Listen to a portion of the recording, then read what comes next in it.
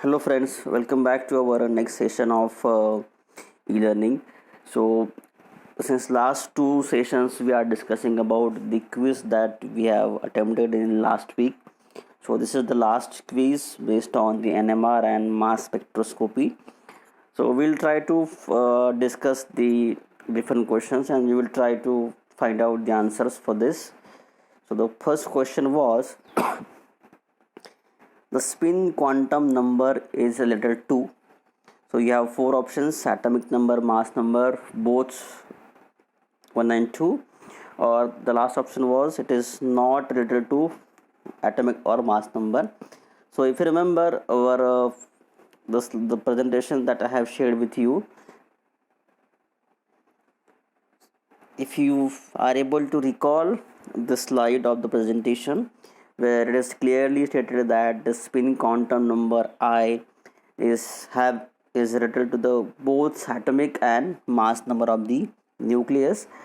And also if you see the slide, the next MCQ will be based on this, that here the elements with either odd mass number or add odd atomic number have the property of nuclear spin.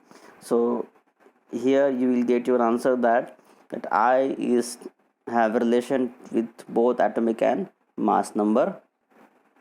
So the answer is both 1 and 2.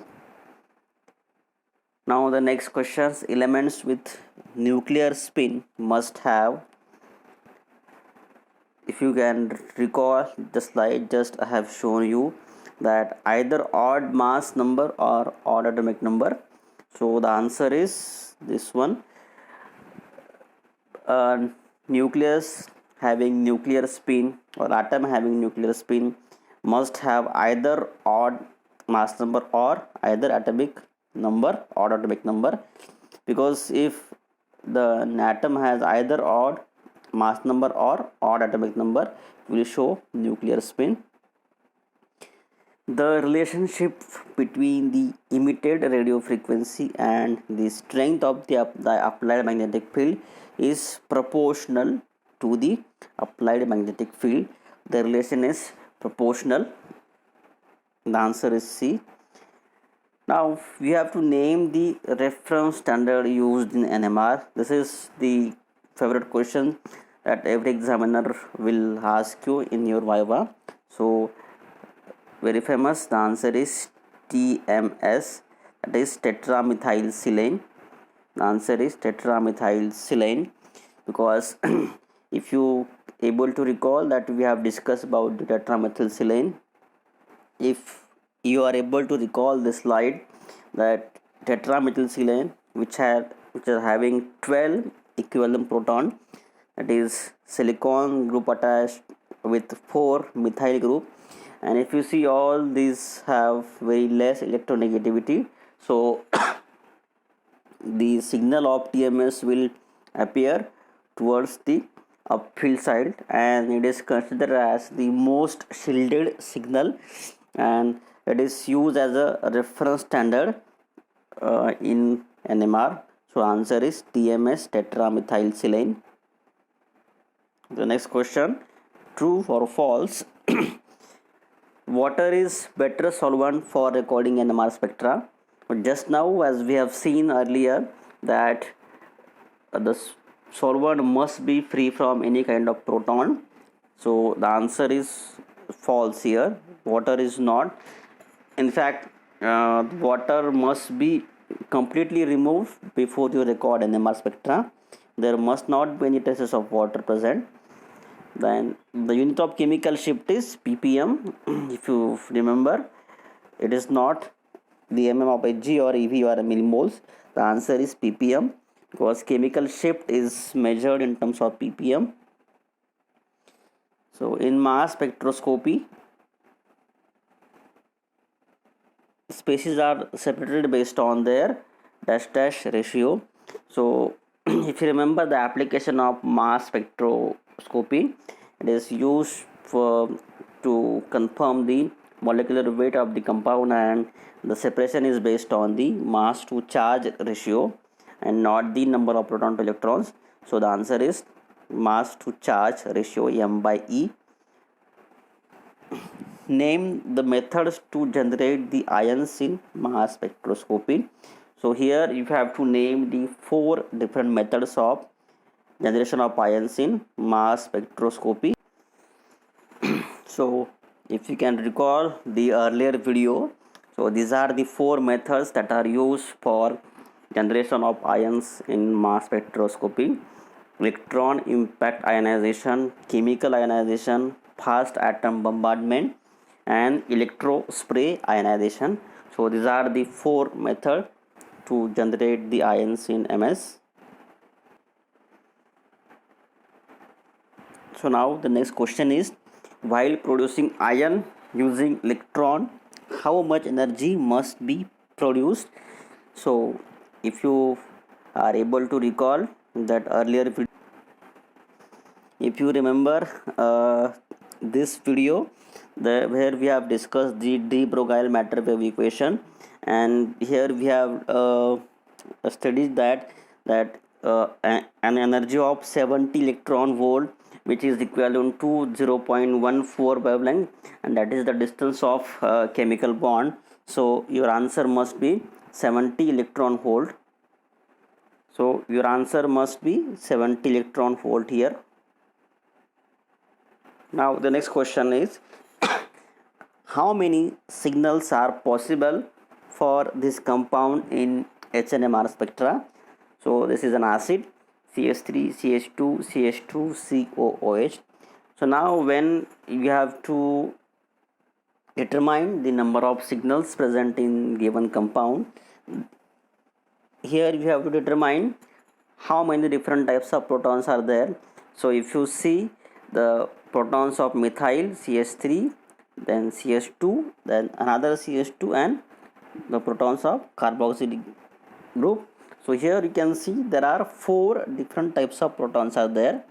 Even though there are 2 CH2 CH2 groups, but one CH2 group is attached to methyl CH3 and other is attached to a carbonyl group. So both these are different types of proton. So here you can see we have 4 different types of proton are there. It means this compound will show you 4 different peaks in NMR spectra. So the answer is 4. Next question was, how many signals are possible for this compound in HNMR PHCOA, that is benzoic acid. So if you draw the structure of benzoic acid, you will have the one benzene ring, and at para position you have one carboxylic group. So now determine the number of signals for this compound. The answer will be 4. Now how 4? Just draw the structure of benzoic acid and you will realize that you have one proton of carboxylic group, that will be one signal, then one proton para to carboxylic group. So we have these 2 signals. Then the protons at ortho position, we have 2 protons but they are chemically equivalent, that is one signal, and 4 signal of protons at meta position. So likewise you have 4 signals, one of carboxylic group at para position, second proton at para to carboxylic group, third 2 protons which are equivalent at meta position, and 2 protons at ortho position which are also equivalent.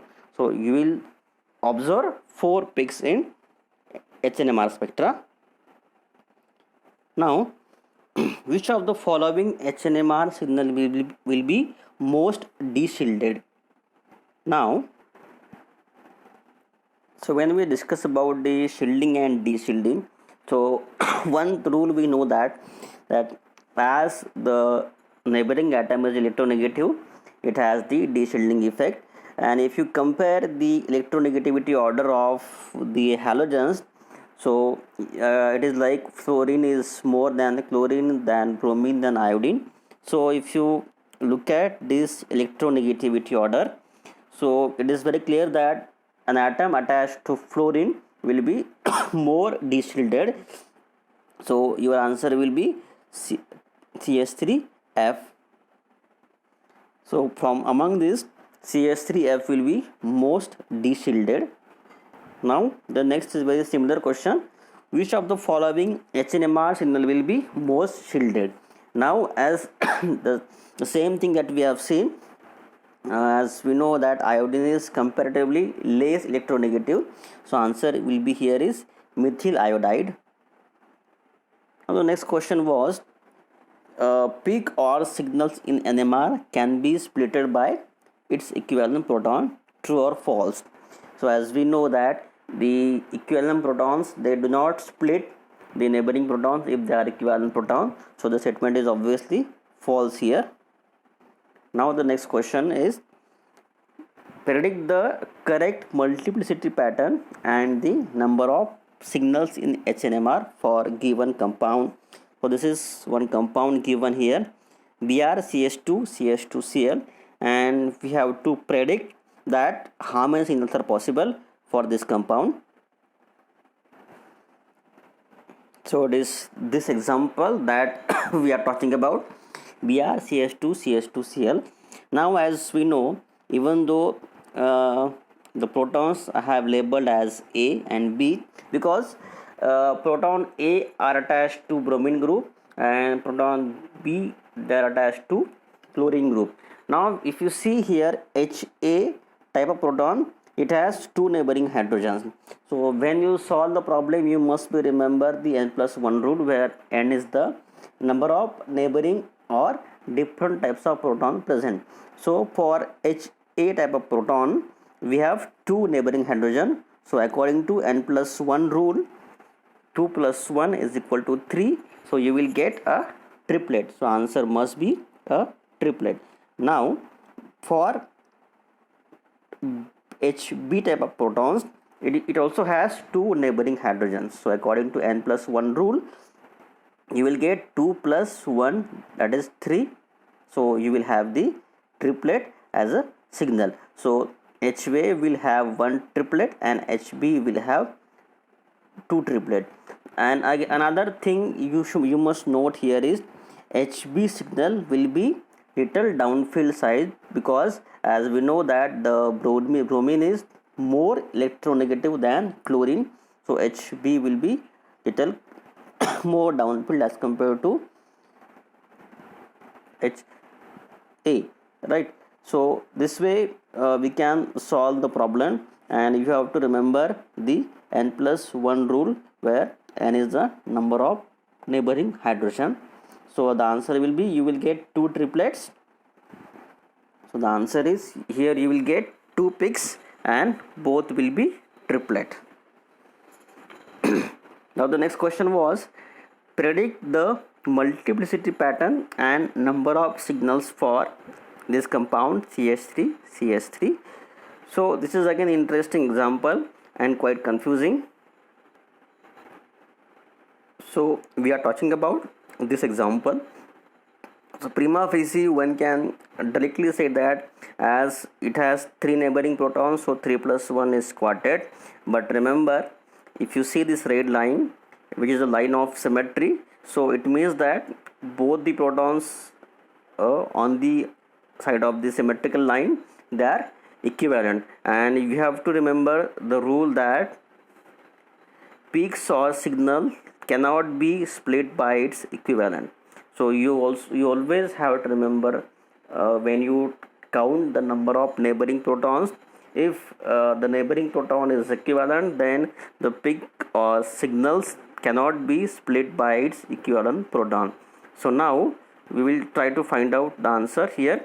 So now as here we can say both the protons are chemically equivalent. So the neighboring number of neighboring proton will be 0. So as both are same type of hydrogen, the n value will be 0. So that is 0 plus 1 is equal to 1, and you will get a singlet here. So for compound CH3CH3, there will be one signal in NMR and it will be a singlet. Even though there are two groups of methyl, but as they are chemically equivalent, so you will get a single peak and it will be a singlet. So the answer will be one peak and that will be also a singlet. Now next question is, what is the effect of electron withdrawing group in chemical shift? So as we just discussed, the electron withdrawing group or electronegative group, they will shift the chemical signal towards downfield side, and the reason is de-shielding. So you have to find out two keywords here: de-shielding and downfield. De-shielding and downfield. So option 3 is the right answer. The peak will be shifted towards downfield side, and it will appear at it will be a de-shielded proton. The reason is the electron withdrawing group will pull the electron density towards itself, and what happens is it removes the electron vicinity towards around the proton. The next question is, which of the following will be most de-shielded? Now this is also another example which is quite interesting. So just now we have discussed that if there is any electronegative atom is present next to the proton, then it brings out the de-shielding effect and signal will be at more downfield side. Now if you see the first example, it has one chlorine atom attached to methyl group. In second example, we have two chlorine atom attached to methyl group, CH2 group, and in third option we have three chlorine group. So naturally, as option 3, it has three chlorine atom attached to that this carbon. It means it will pull the more electron. So the de-shielding effect will be more, as it has more number of electron withdrawing group attached to it. So the answer is CHCl3. Now next is another very similar question here. Which of the following will be most shielded? Now it is just opposite to above example. Now as in option 1 we have one chlorine atom, in option 2 we have two chlorine atom, in option 3 we have 3, and in option 4 it is simply methane. It means that it has no any electronegative atom attached to it. So this will be most shielded compound. In the next question, we have to find out that which compound, which proton in this compound will be more on upfield side. It means which will be more shielded. Now if you see the protons of CH3 first group, it is far away from nitro group. Then the second proton of CH2 group, it is attached to on methyl on the left side and CH2 on the right side. So it's a secondary carbon, and the protons of CH2 group attached to nitro group directly. So one thing is very clear, that the proton attached to next to nitro group, it is obviously a de-shielded proton. So the answer will not be the option A.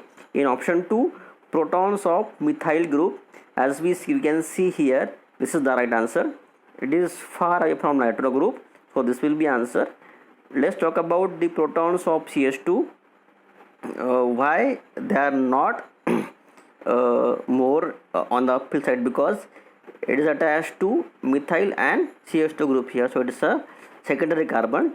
So the answer will be protons of CH3 group. And the last option was all will be at same chemical shift. So this is not possible answer, because we have one nitro group there. Among the following compounds, which one will show a signal in NMR that appears at most upfield side or most shielded? So the options were N-hexane, benzene, tetramethylsilane and toluene. So the answer is very obvious, as we are using tetramethylsilane as a reference standard, because the signals are most shielded. So the answer is obviously TMS, option C. Enlist the factors affecting chemical shift in NMR. So here you have to name some factors. Now you can just simply say electronegativity, conjugation. Okay, so you have to enlist this factor. So just refer back the PowerPoint presentation for this. And the last question was, for this compound, which proton in this case will be more d-shielded? Now we have to again consider the electronegativity. Now option 1, protons of CH3, obviously not, because it is not directly attached to any electronegative atom. Now the battle is in between the two CH2 protons. The one CH2 proton, they are attached on the left side to a methyl group and on the right side to an oxygen atom, and the second CH2 protons which are attached on the one side to oxygen atom and chlorine atom. So it is very obvious that as the protons of CH2 in between oxygen atom and chlorine atom, because it has two electron withdrawing group as a neighboring atom. So the answer is proton of CH2 in between the oxygen atom and chlorine atom, and this will be more d-shielded. So this way we have finished your all 3 quiz. If you have any problem among these questions, you can ask me, put me in comment box. Thanks for watching this video and happy learning. Bye bye.